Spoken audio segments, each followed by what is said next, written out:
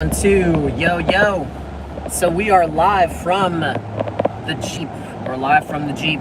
What's going on, guys? I love trying to test this out to see if it'll actually work on this dead spot that I usually drive through when I'm on the way home from work. So what is going on? If you are popping into this live stream, I hope you're doing well, and I was just watching some content and looking through Twitter, and yeah, smash up the like button, please, and subscribe, and join the Discord. I'm trying to get some more people in the Discord. I have about 5 people in the Discord now.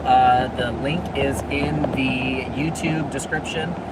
Not in the YouTube description, but the description of the YouTube channel. If you just go in the About section of the channel, it's the top link in the description.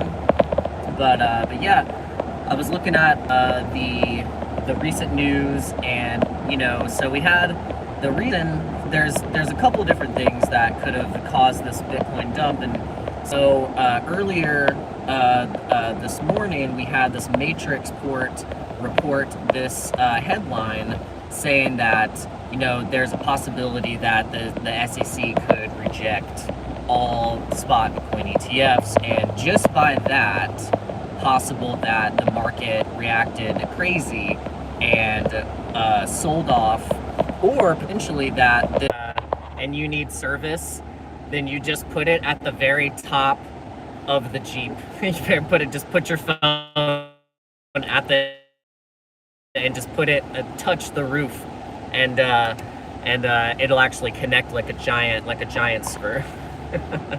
Like a giant antenna.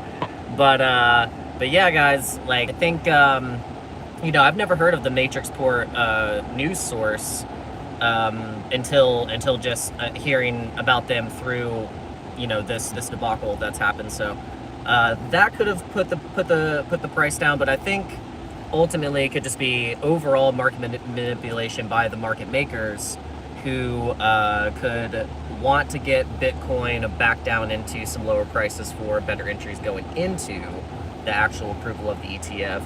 Because maybe Bitcoin was a little bit oversold, but it might be a combination of both, where Bitcoin was, a little overbought, in the RSI. Because if you're looking at the charts, the RSI kind of shows that. And then you have this article and the NBC saying that Bitcoin can't be stopped, praising Bitcoin, mainstream media is catching attention of Bitcoin. And so a lot of the times that is your top signals, and that could have been what pushed the price down. So, but then the thing is that it recovered very quickly. So could we see that, there's still good sentiment pushing that Bitcoin price up super fast after that dump? So could be a nice bounce. Altcoins went down substantially, and the altcoins, some went down to their previous prices that were just like just about 2 weeks ago. So it's interesting to see what's happening with the altcoin market. But it's good buys. It's really good buys. It's like a supermarket sweep sale, basically, on all the altcoins. And I will mention there is one altcoin. Let's see if hopefully I can stop my phone. All right, there we go. All right, so hopefully this internet stays. And guys, smash the like. This is just a test. This is a test stream. Nothing crazy. Just kind of figured I'd talk with you guys, go live, and you guys can interact in the chat so I can see. I want to see the chat, see if it pops up on the screen, because I don't normally go live on the phone, but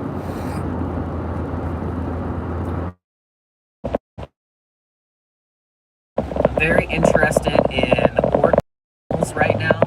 I feel like I want to just buy ordinal NFTs and start inscribing more, and that's something that I'm looking into, is that the ordinals. I want to actually really dive into stacks, because they're getting into inscriptions as well, and that's a layer 2 on Bitcoin.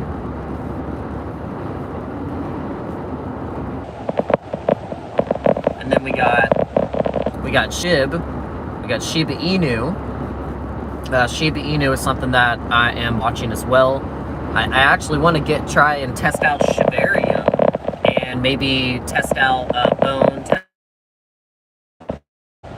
Then we can definitely see there's a lot of different ecosystems explored. A lot of different ones to be explored. I think Doge, Doge is its own chain. You can, there are, NFTs on Doge. There is a whole Doge and DeFi. Maybe there's going to be some DRC20s.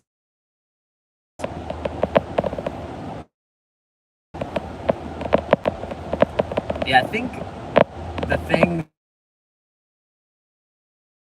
that I've been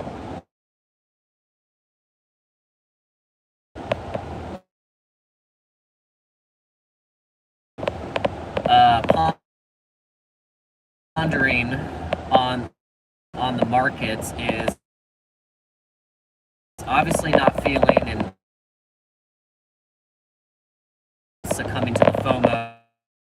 Different project, hundreds of tokens that get minted every day, and pick what you want to put. That's my word of advice for you guys and also for me to follow, is just to keep it simple, narrow it down to what you think, not even just what you think, but just like what the statistics are showing that are the most popular narratives. So you got storage, you got crypto gaming, you have the ETFs, you have the blue chips, you have the ZK roll-up stuff, omni-chain, multi-chain kind of stuff, DeFi, staking. So there's all kinds of things. And then narrow it down, what are the most popular coins in those narratives. And then you can go from there. Alright, so hopefully this stream is going through. It's actually connecting. Doesn't sound like garbage. But if it does, I'm gonna go back, I'll listen to it, and I'll test it out, and I'll just say, honestly guys, this is just a test.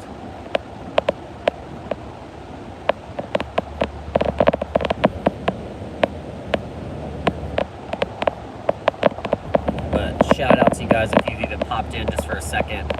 Hit the like. Yeah, staying cool, calm, focused. Don't get too hung up. Don't get too hung up on things. And diligence. And just being in the market at all. Some would say just being in crypto is risky, but I would say it's more risky not being in crypto and not actually learning the ecosystems, learning about this type of internet money. This swapping and DeFi, installing wallets, knowing how wallets work, not getting scammed. That's so huge. Like, there's been so many big people that get scammed. They straight up get scammed, and you think that they would have that security set up where they've been in the markets for years, and even the best of them get scammed. So that's one thing. Going into this new year, everyone should be aware of, fake airdrops, clicking malicious links, making sure that when you're operating in an ecosystem, that it's an ecosystem that you can trust. You're not clicking on all kinds of random stuff. You gotta be very careful, and also not keeping all your crypto on one particular exchange or wallet. Like, that's huge. The biggest thing in crypto that you can learn is just to diversify where you're actually holding your stuff. Like, so, if you have a Trezor or Ledger, like a cold wallet where you're actually storing, you're not having to connect anything on, you're not connecting, you just want to hold it long term, you're not connecting on any type of Web3 applications, because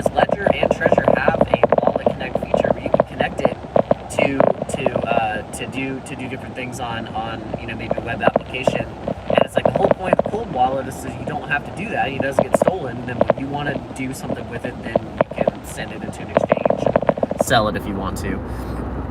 But I would suggest like just kind of locking down that stuff, and don't like. I had most of my crypto last year and the year before on Voyager, and that didn't turn out very well. So and it would have been even better just to like have just a little bit on there. Maybe the ones I knew I was going to hold long term, I should have just sent out of the exchange. But what these exchanges do is they're like, oh, we offer incentives for holding the crypto on the platform and paying you interest and staking on their exchange.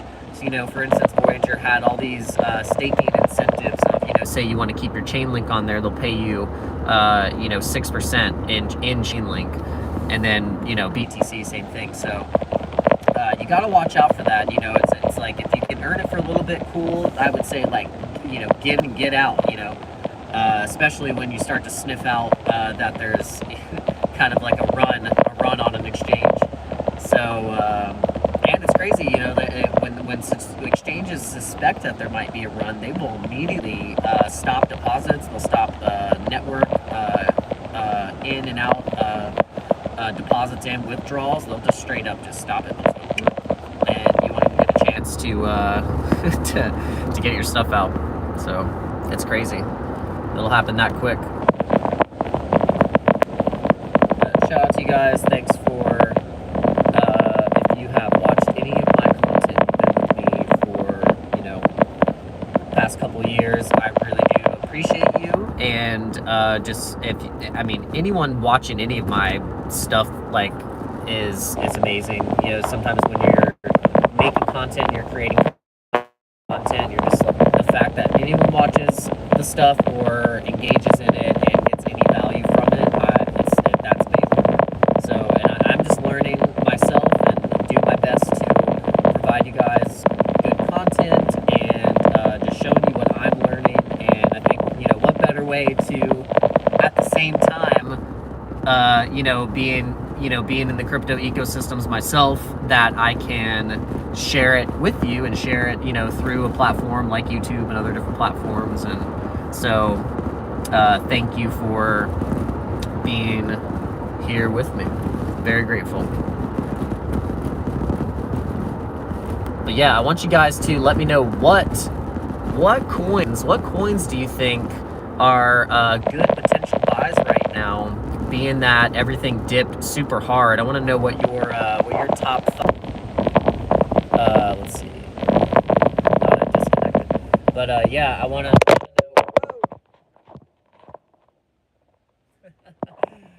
I need to get a phone out. Oh my god. Doing this in such a ghetto way. But yeah, I want to know what coins you guys are buying, what you think are strong buys, what dipped the most, because you think whatever dipped the most would be the best buy. It's always funny, like the psychology of when things are up and when things are down is like, it's completely reversed. You have to reverse your psychology. Man, I've been thinking that now my whole strategy with investing is going to be do exactly the opposite of what I was actually thinking I was going to do, especially in a leverage trade, and then just play off of that. Because if I go off of that initial first instinct is to hit a target, so hit that target, and then once you hit that target, just take the money and run. And you can take profit and then set a stop loss at either break even, and then once you do that, then you have an opportunity to execute on exactly what you did. But then what you end up doing, see what happens is you're up, you're green, you're up over 200%, you're up 1,000%. I'll tell you a perfect example that just happened to me just recently is that I went into a Matic trade at a perfect entry. I got in a mid-entry. I got in at 78 cents. I was up 1,500%. So, in being that, I did take little profits, but I took profits and put it into coins that ended up dipping and not setting stop losses. And then I was like, okay, Bitcoin has got to be going to 48K here pretty soon. And I thought, let me leave this Matic trade open and hit that target of $1.20. I thought it was, like $1.20 was easy that I could hit that because it was just at $1.09, $1.10, and Bitcoin wicked to 40 on Bitflux specifically. On Bitflux, because on different exchanges it went all over the place. It was crazy because like when Bitcoin goes down that fast, each exchange is all completely different. And so Bitflux went all the way down to 40,000 exactly, like to the dollar, $40,000, and so that completely stopped out that Matic trade. And so me being greedy, thinking I'm gonna hit that target, and that's what happened. So, might sometimes be better to, set your, maybe take profits at certain limit orders going down. You can do that by setting limit orders. You don't even have to make it be like a stop loss. You can set a stop loss and do that price, and then it'll hit that, sell a certain amount, maybe sell 25%. But it's essentially what you can do is you set the limit orders going down as the price is going down. So then obviously you'll be taking profits going down instead of losing all your profits and going at a break even. And this is just as if you haven't taken any profits at all and you are trying to kind of ride a momentum wave of a trade. So that's what I've been learning recently, is just like, man, you gotta, like, when you see those profits, you can't get greedy. You have to take some of them. Take at least, like, if you're up that much, you gotta be able to break those emotions and take those profits. So that's what I've been learning, is just man, gotta take the profits. Have to take profits. I'm going to print. Am I still live? Let's see.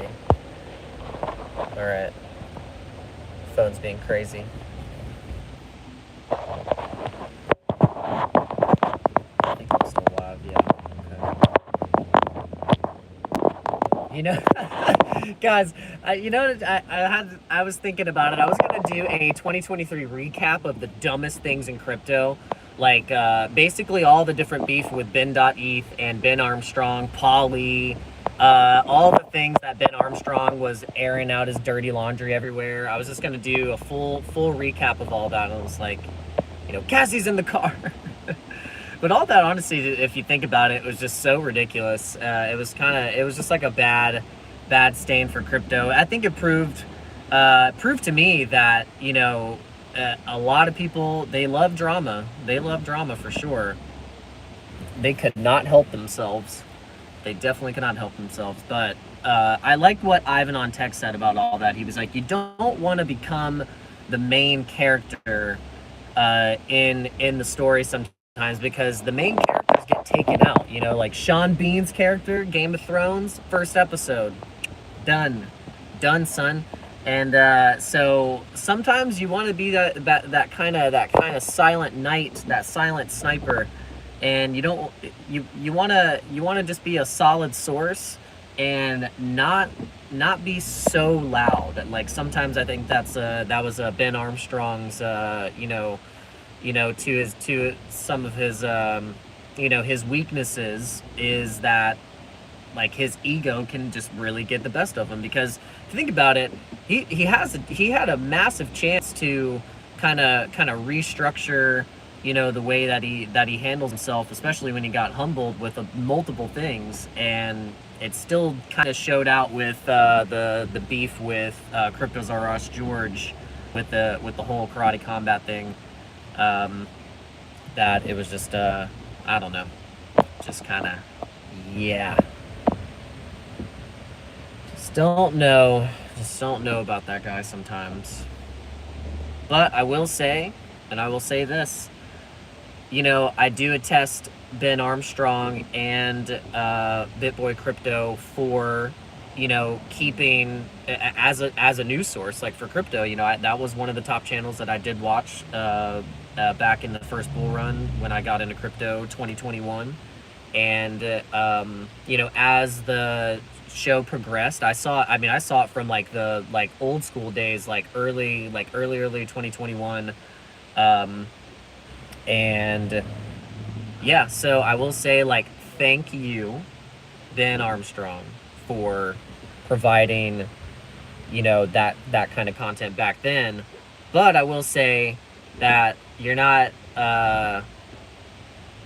can't get out of the water for also providing some pump and dump kind of scenarios. That's the one thing. So, according to Atozy and a lot of other sources. I don't know. These days with crypto, pump and dumps are almost normal. They're fully normal. They're fully normalized.